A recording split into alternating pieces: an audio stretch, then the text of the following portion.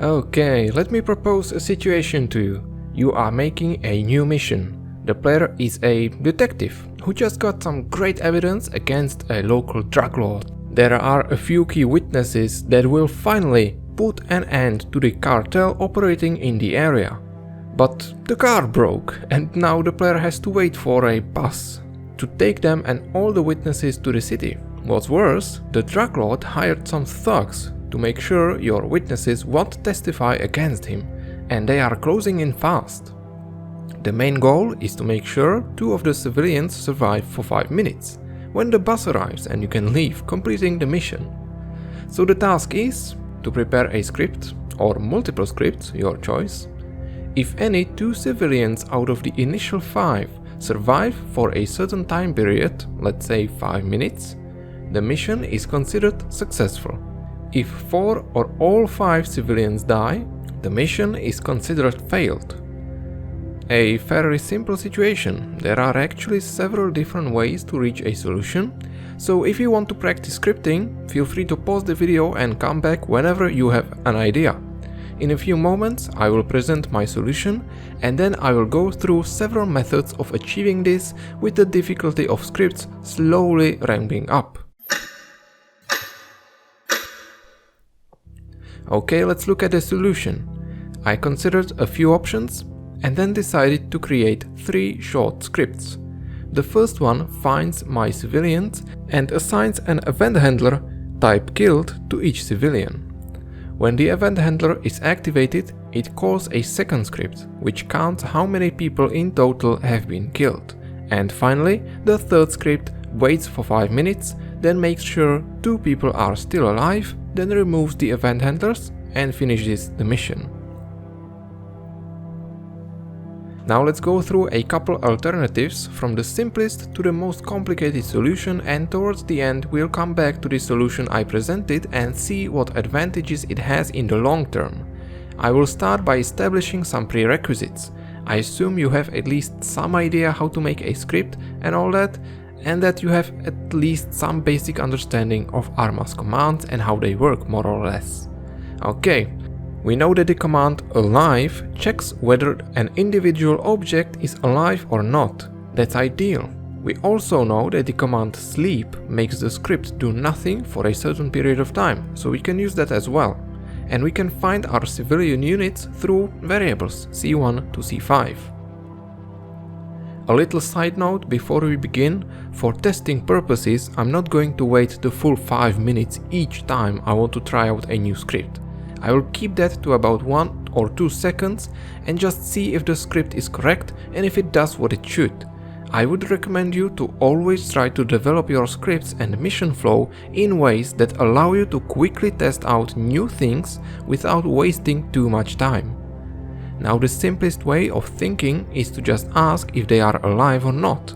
So something like if alive C1. Here's the issue: you cannot write if alive C1 and C2 and C3. That's not how the command works. But we could write something like if alive C1 and alive C2. Okay, that does something. It actually kinda works. If 2 people are alive, then mission complete, else mission fail.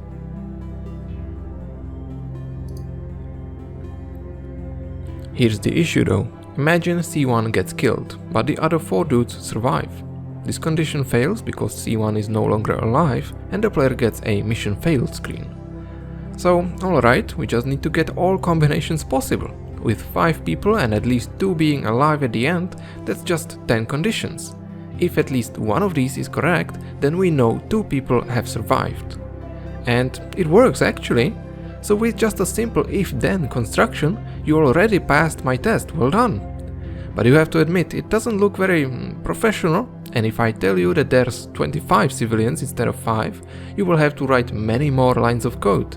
So it works for this simple scenario, but not so much in actual missions, where you probably want to do more than just seeing if they survived or not. So okay, we have a bunch of individuals and we are checking for pretty much the same thing with all of them.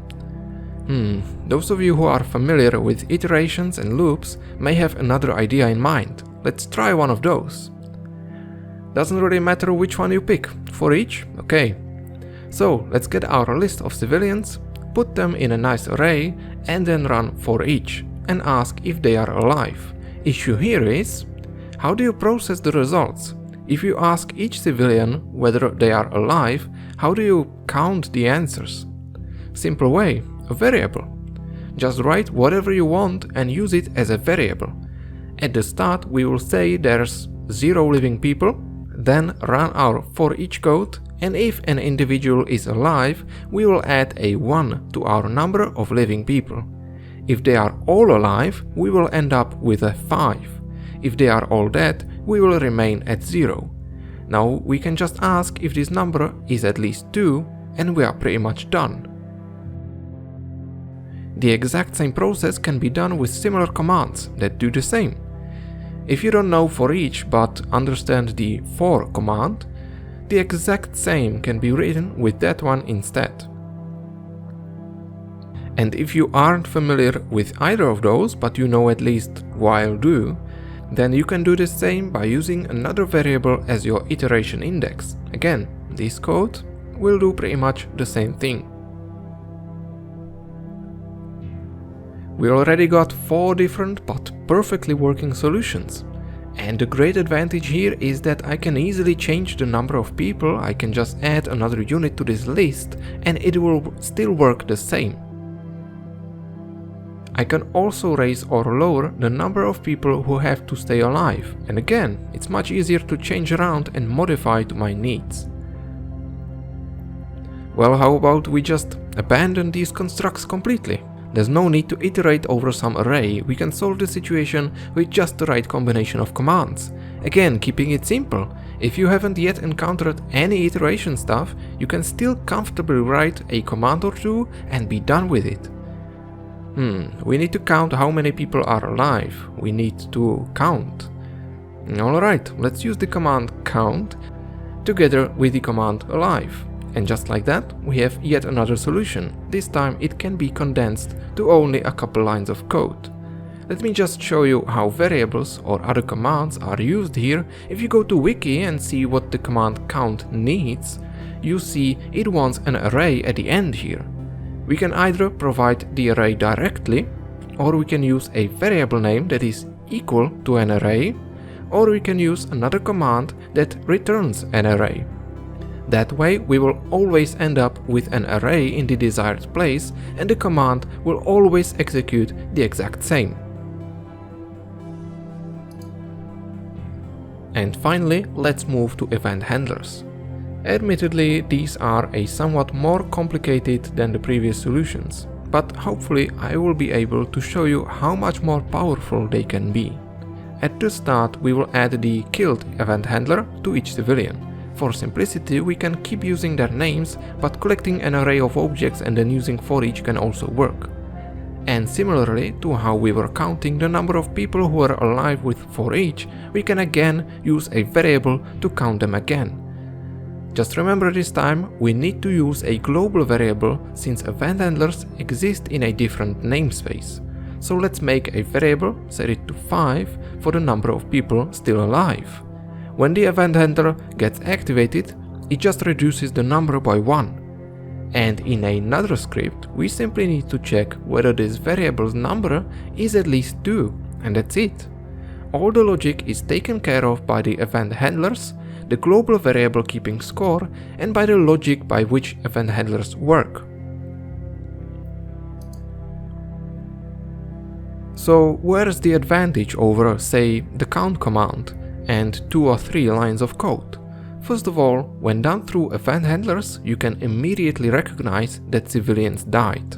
The issue with all the other methods is that they only check the number of civilians when called.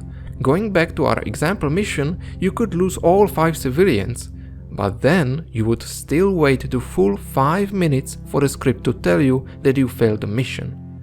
Alternatively, you would need to constantly check over and over, keeping the script running until 5 minutes are up or until enough people die. With event handlers, you don't really need to worry about that. As soon as the handler fires, you can update the player and fail the mission right then, without wasting resources on constantly checking the number of civilians, but still having an immediate response on civilian death. Expanding on this, you can also very easily inform the player on how they are doing. For example, every time a civilian dies, the player also gets a radio message telling them to be more careful with the remaining ones. Or you could very easily create some interface element on the player's screen telling them how many people are still alive and update the number on death. And this may be more of a personal preference, but I feel that with event handlers, you can split your scripts into small pieces that are much easier to manage and use. If we are talking about some actual mission that has many more things going on, keeping scripts simple and clear enables you to change and improve them over long periods of time. And you can build your missions more easily because your mission logic is broken down to individual pieces that you can then tune one by one without affecting the rest. In this example, I can decide to change how many civilians there are or how many are picked by modifying one script without worrying about affecting anything else. And if I then want to edit what happens when someone dies, I can immediately go to another script, change that, and still not have to worry about breaking the rest. And of course, I can freely add more stuff to the last script, which tells me what happens once the mission is considered done. I can add effects, more logic, tasks, anything I want, and the overall structure will work the exact same. I also don't have to search for this within one huge script that somehow does 5 things at once. Those can still work just fine, but modifying them is more difficult the more stuff you put in them. But I admit, event handlers need a global variable, more setup, and with simple stuff they don't always save you that much time. And of course, you may have different habits than me. So feel free to use whichever method you think most suits you and the project you are making. If we are talking just about solving the problem I described at the start of the video, all methods would be equally acceptable. But as I said, some are more expandable and easier to modify than others. But ultimately it is your choice to go with whatever you find the most comfortable to work with. Either way, hopefully you learned something today. All scripts presented here can be found down in the video description, and if you have other ways to solve the problem presented here, feel free to share in the comment section if you so desire. Have a nice day!